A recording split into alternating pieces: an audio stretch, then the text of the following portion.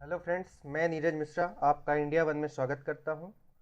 आज का यह वीडियो हिंदी व्याकरण के सबसे इम्पोर्टेंट चैप्टर समास के बारे में है, जो कि कंपटीशन के हिसाब से देखा जाए तो एक दो क्वेश्चन कम समास से आते ही आते हैं, जो कि समास विग्रह पूछा जा सकता है या फिर समास ही पूछ लिया जाता है कि ये कौन सा समास है।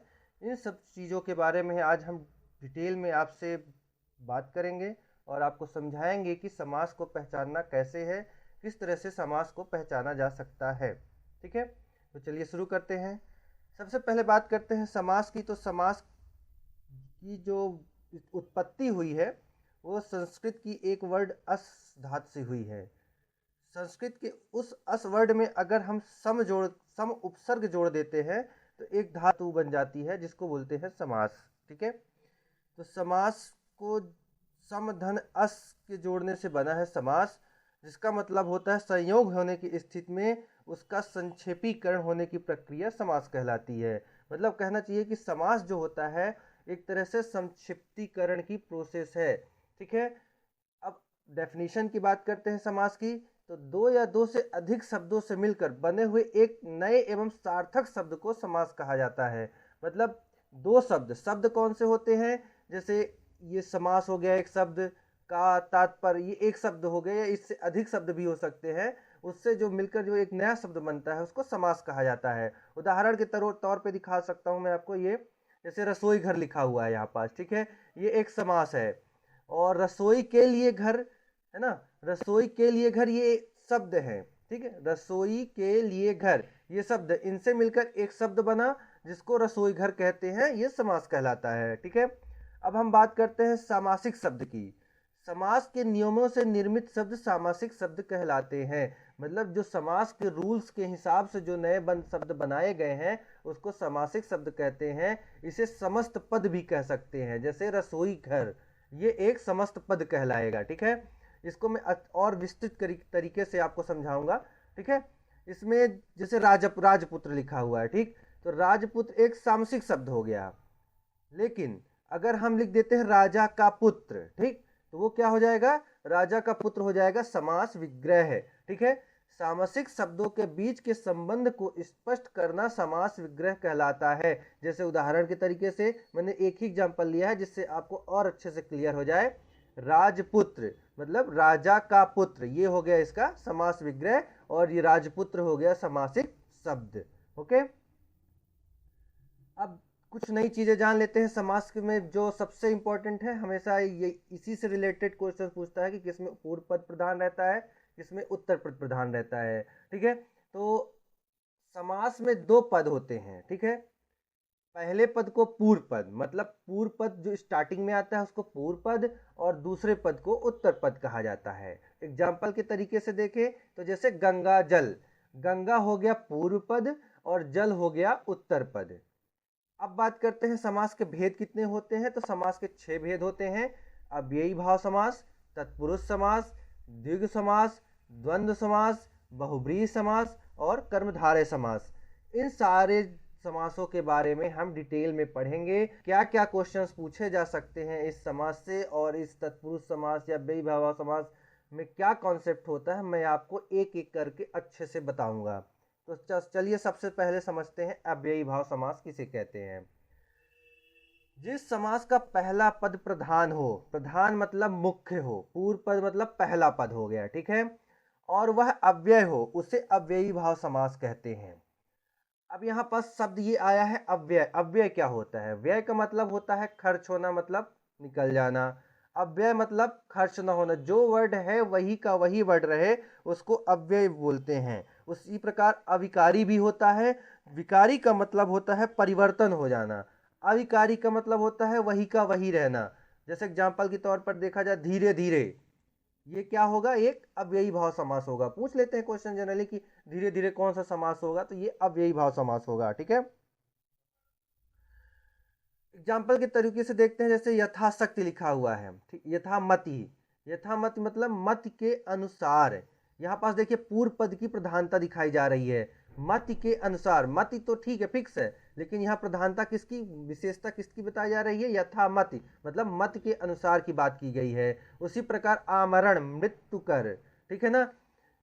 और अगर बात और एग्जांपल्स की बात करें तो आजीवन, जीवन भर। देखिए यहाँ पास इसकी प्रधानता दिखाई जा रही है पूरी तरह से कि पहला पद ही प्रधान होगा। उसी प्रकार यथा सामर्थ्य, सामर्थ्य के अनुसार, यथा शक्ति, शक्ति के अनुसार, ये सारे के सारे अव्ययी भाव समास ही हैं। यथा विधि, विधि के अनुसार, यथा क्रम, क्रम के अनुसार, भर पेट, पेट भर, हर रोज, रोज रोज, हाथों हाथ, हाथ ही हाथ में, रातों रात, रात ही रात में, प्रतिदिन, प्रत्येक दिन, बेशक शक के बिना, निडर डर के बिना, निसंदेह संदेह के बिना, प्रतिवर्ष हर वर्ष। इन सभी के सभी में आप देख सकते हैं कि पूर्व पद की प्रधानता है। आपको बेसिक तरीके से पहचानने की कोशिश करना है। अगर क्वेश्चन दे दिया है कि यथाशक्ति कौन सा समास है, तो आपको देखना है शक्ति। शक्ति तो ठीक है, शक्ति तो फिक्स है, लेकिन शक्ति के अनुसार यहाँ पास इसका समास विग्रह बन रहा है, तो ये कौन सा समास हो जाएगा? अव्ययी भाव समास, क्योंकि यहाँ पास पूर्व पद की प्रधानता दिखाई गई है। ठीक है, इसमें अव्यय बना होता है, अव्यय वही होता है, पहचानने की एक टेक्निक होती है। और इसके अलावा समास लगाने के बाद उसका रूप कभी नहीं बदलता है। इसके साथ विभक्ति चिन्ह भी नहीं लगता। विभक्ति चिन्ह कौन होते हैं? विभक्ति चिन्ह होते हैं जो कारक के होते हैं, कर्ता ने, कर्म को, ये जो 8 होते हैं, कारक 8 होते हैं, वही विभक्ति चिन्ह के हिसाब से काम में लाए जाते हैं। ठीक है, जैसे आप देख सकते हैं इन सब में दिया हुआ है। और दूसरे समास की बात करते हैं, तत्पुरुष समास की, तो इसमें उत्तर पद की प्रधानता होती है। उत्तर पद मतलब दूसरे पद की प्रधानता होगी। एग्जाम्पल की तरह देखा जाए तो तुलसीदास कृत, यहाँ पास कृत, ठीक है ना, कृत क्या हो गया? उत्तर पद हो गया। आप देख सकते हैं कि उत्तर पद की प्रधानता दिखाई गई है। अब ये तत्पुरुष समास भी 6 प्रकार के होते हैं, जैसे कि कर्म तत्पुरुष, करण तत्पुरुष, संप्रदान तत्पुरुष, अपादान तत्पुरुष, संबंध तत्पुरुष, अधिकरण तत्पुरुष। ये होते हैं 6, ठीक, तत्पुरुष। उसमें भी पूछा जाता है जनरली, मैं अक्सर देखा हूं कि यही क्वेश्चन पूछा जाता है, लोग गलत कर देते हैं कि करण तत्पुरुष कौन से तत्पुरुष है, पहला, दूसरा, तीसरा, चौथा, पांचवा, छठवां। तो आपको ये याद रखना है, कर्म तत्पुरुष को द्वितीय तत्पुरुष कहा जाता है, करण तत्पुरुष को तृतीय तत्पुरुष कहा जाता है, संप्रदान को चतुर्थ, अपादान को पंचमी, संबंध को छठवीं और अधिकरण को 7वां तत्पुरुष कहा जाता है। अब इनका कर्म तत्पुरुष के मैं सभी का एक एक करके एक एक एग्जाम्पल के माध्यम से आपको समझाऊंगा कि आप कैसे पहचानेंगे कि ये कर्म तत्पुरुष है। तो एक एग्जाम्पल लेते हैं, जैसे गिरह कट दिया हुआ है। अब गिरह कट का समास विग्रह क्या हो सकता है? गिरह को काटने वाला, तो को चिन्ह आ गया, ये लुप्त होता है, ठीक है ना, ये को चिन्ह लुप्त हो गया है। तो को चिन्ह जो होता है, कर्ता ने जैसे होता है वैसे कर्म को चिन्ह है, मतलब कर्म तत्पुरुष हो गया। उसी प्रकार करण तत्पुरुष की बात की जाए तो इसमें से चिन्ह इसका पहचानने का माध्यम होता है। तो कर्ता ने कर्म को करण से, ठीक है ना, तो मन से चाहा, मन चाहा का समास विग्रह मन से चाहा, तो ये हो गया करण तत्पुरुष। उसी प्रकार संप्रदान तत्पुरुष की बात की जाए तो रसोई घर। अब रसोई घर को कैसे समास विग्रह करेंगे? रसोई के लिए घर, तो ये के लिए चिन्ह आ गया, मतलब संप्रदान। ये आपको याद करना पड़ेगा कि के लिए किसके लिए आता है, से किसके लिए आता है, को किसके लिए आता है, ठीक है। उसी प्रकार बात की जाए अपादान तत्पुरुष, इसमें भी होता है देश से निकाला, जैसे देश निकाला का देश से निकाला, तो यहां भी से है और अब यहां से भी से है, तो हुई ना कंफ्यूजन कि ये करण होगा कि अपादान होगा।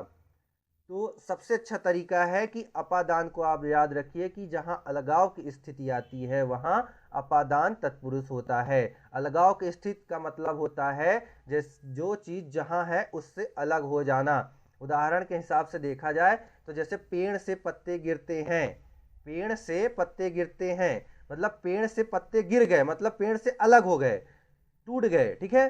तो यहाँ अपादान की स्थिति क्रिएट होती है। उसी प्रकार अगर करण में देखा जाए तो ऐसा कुछ नहीं होता है, अगर अपादान में नहीं हुआ तो ये करण से रिलेटेड हो जाएगा, ठीक है।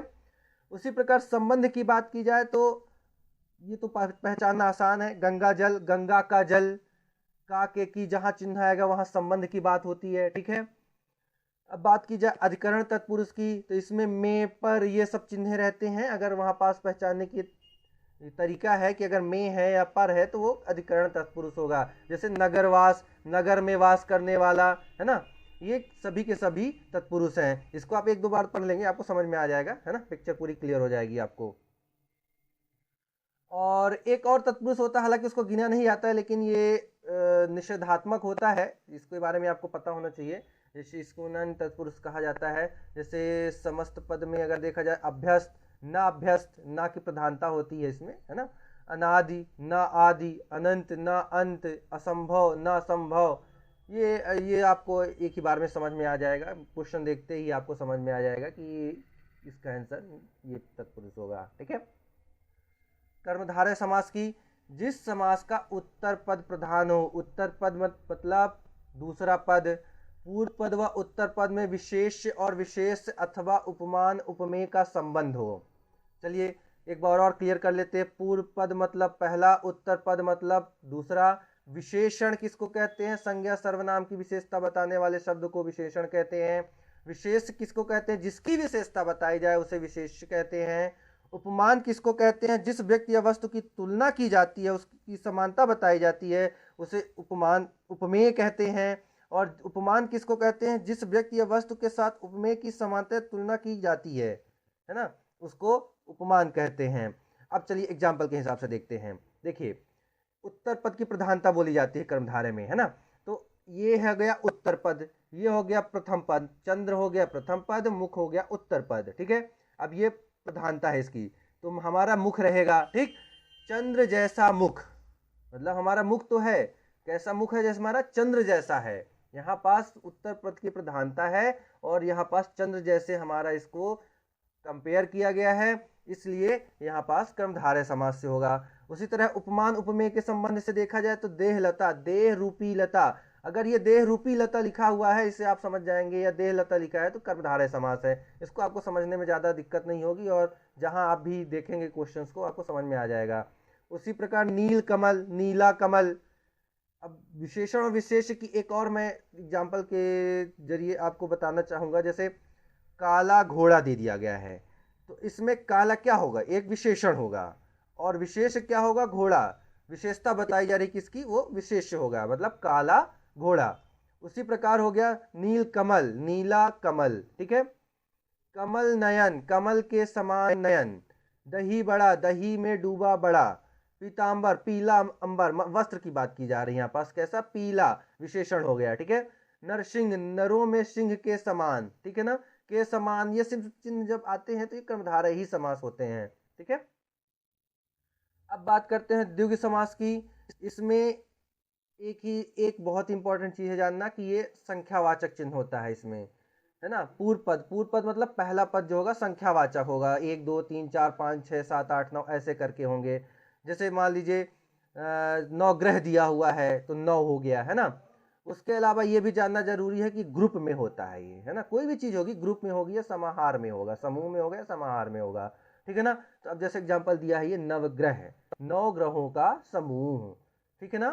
तो 9 हो गया, ये प्रधानता हो गई, तो इससे ये पता चलता है कि ये पूर्व पद है, मतलब इसकी ये तो 9 है, पूर्व पद है, संख्यावाचक है तो ये द्विग होगा। ठीक है ना। समूह दिया है तो ये द्विग समास होना ही होना है। तो 9 ग्रह 9 ग्रहों का समूह, त्रिलोक 3 लोकों का समाहार, नवरात्र नवरात्रियों का समूह, अठन्नी 8 आनों का समूह, दोपहर 2 पहरों का समाहार, चौमासा 4 मासों का समूह, शताब्दी 100 शब्दों और 100 अब्दों वर्षों का समूह, त्र्यंबकेश्वर 3 लोकों का ईश्वर। ठीक है। ये बहुत सारे एग्जाम्पल्स बनाए जा सकते हैं, इसमें आप प्रैक्टिस करेंगे आप तुरंत पहचान जाएंगे द्विग समास कौन सा हो सकता है। ठीक है। अब बात करते हैं द्वंद्व समास की, जिसमें दोनों पद प्रधान हो, दोनों पदों की मेन विशेषता हो, मुख्य हो, उसको द्वंद्व समास कहते हैं। इसको विग्रह करने पर और या और अथवा या चिन्ह लगाया जाता है ना। जैसे एग्जाम्पल से ही हमें समझ में आ जाएगा। पाप पुण्य, ये योजक चिन्ह होते हैं, जो बीच पे लगा हुआ है इसको योजक चिन्ह कहते हैं। मैक्सिमम क्वेश्चन में 90% क्वेश्चन में आपको यही देख के समझ में आ जाएगा कि द्वंद्व समास है। पाप और पुण्य हो गया। इसी प्रकार सीताराम, सीता और राम, ऊंच नीच, ऊंचा और नीच, अन्न जल, अन्न और जल, खरा खोटा, खरा और खोटा, राधा कृष्ण, राधा और कृष्ण।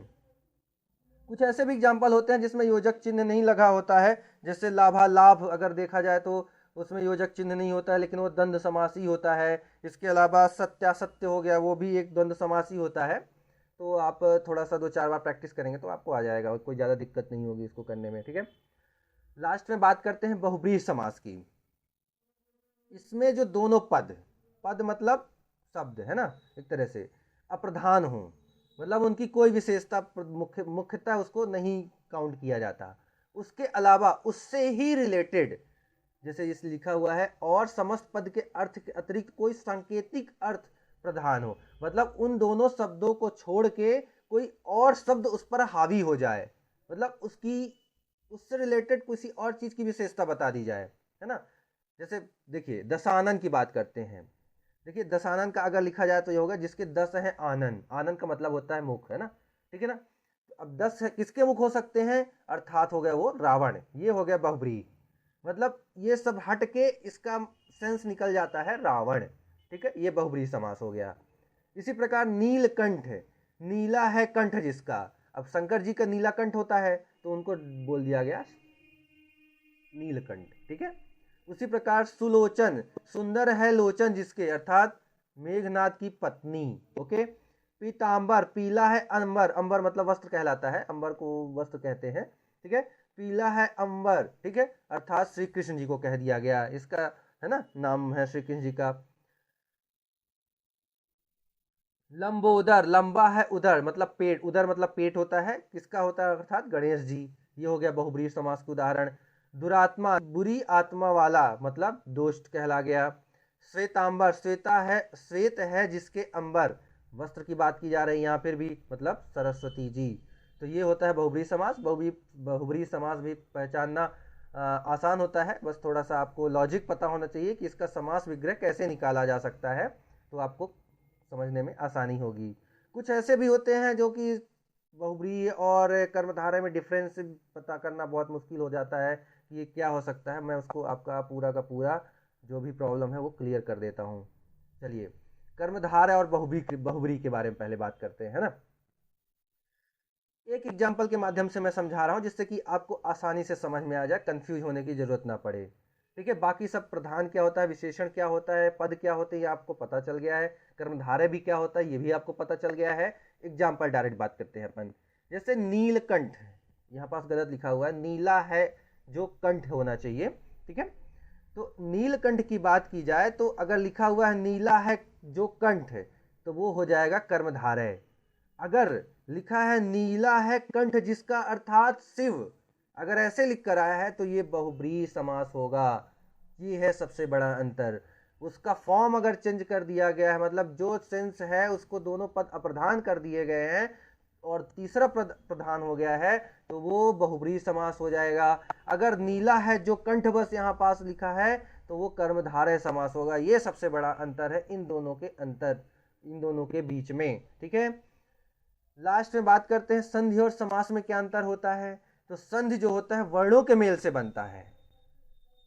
चलिए जैसे एग्जांपल दिखाते हैं आपको, देवधन आलय, देव में जो अंत में पद है, इससे मैं पहले मैंने संधि के ऊपर वीडियो बनाया है, अगर आपको संधि से रिलेटेड कोई प्रॉब्लम है तो आप संधि वाला हमारा वीडियो देखिएगा, आपको क्लियर हो जाएगा। देखिए जैसे देवधन आ, देव, देव में आ है अंतिम पद और इसमें आ है तो आ मिलकर बन गया बड़ा आ, तो हो गया देवालय, ठीक है ना। वर्णों के मेल से संधि बनता है और पदों के मेल से समास बनता है, ठीक है। जैसे माता और पिता, दो शब्द हो गए माता पिता, ठीक है। तो ये डिफरेंस है दोनों के बीच। बहुत ज़्यादा डिफरेंस जानने की ज़रूरत नहीं है, हालांकि इससे रिलेटेड डिफरेंस रिलेटेड क्वेश्चन नहीं आते हैं, और आप इसको 2-4 बार प्रैक्टिस करेंगे। जितने भी मैंने बनाए हैं